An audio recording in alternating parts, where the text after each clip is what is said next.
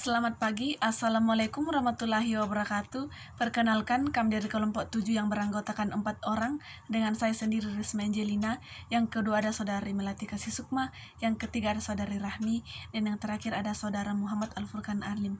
Video ini kami buat untuk memenuhi salah satu mata kuliah kami, Teori Organisasi, dengan judul makalah Teori Sistem Terbuka, dengan dosen pembimbing Bapak Dr. Andus Adima Pincara MPD dan Bapak Andi Wahid SPD MPD. Berikut tayangan materi kami. Selamat menyaksikan. Teori sistem terbuka mengedepankan interaksi yang berkelanjutan dengan lingkungan atau ekologikal yang nantinya akan membentuk perkembangan yang dinamis. Dalam melihat suatu organisasi, teori sistem terbuka memberikan dinamika, bukan diibaratkan sebuah mesin yang ajak atau statis. Teori sistem terbuka menurut Katz dan Kahn melihat organisasi sebagai sistem sosial yang terbuka dengan subsistem khusus dan saling tergantung dan proses komunikasi, umpan balik dan manajemen menghubungkan subsistem. Perkenalkan, nama saya Muhammad Al-Furqan Arlim. Di sini saya akan menjelaskan tentang teori sistem terbuka menurut James D. Thomson. Adapun menurut James D. Thomson, organisasi membentuk inti atau core teknologi karena pengaruh lingkungan.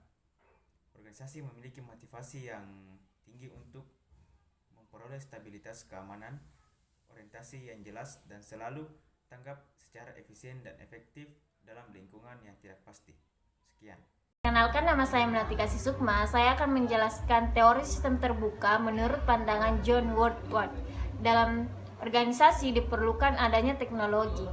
Organisasi merupakan koalisi yang terdiri dari kelompok atau individu dengan tuntutan yang berbeda-beda.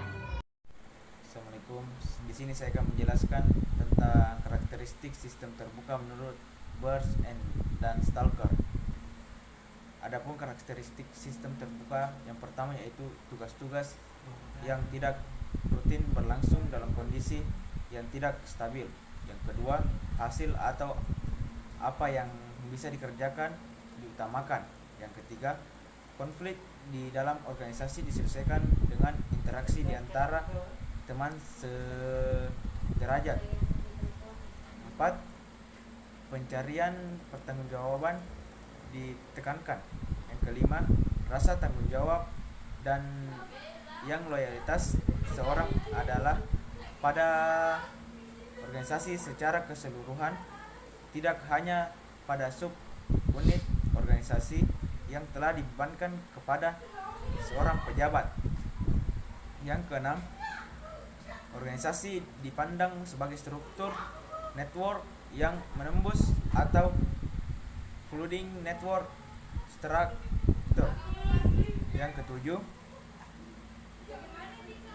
ketujuh, pengetahuan atau informasi dapat berada di mana saja di dalam organisasi. Yang kedelapan, interaksi di antara orang-orang di dalam organisasi cenderung bergerak secara horizontal, secara geraknya interaksi vertikal. 9. Gaya interaksi yang diarahkan untuk mencapai tujuan lebih bersifat pemberian saran dibandingkan dengan pemberian instruksi dan disifati dengan mitos setia kawan dengan mengesampingkan hubungan antara batasan-batasan dan atasan dan bawahan. Yang ke-10, hasil tugas dan pelaksanaan kerja yang baik diutamakan, bukannya menekankan pada loyalitas dan kepatuhan pada seorang atasan. Sekian, Assalamualaikum warahmatullahi wabarakatuh.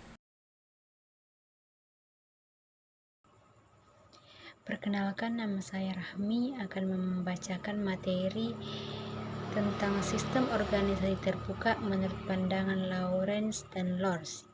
Kajian tentang organisasi sebagai pendekatan terbuka pada prinsipnya adalah mengikuti kajian proses adaptasi organisasi terhadap lingkungannya.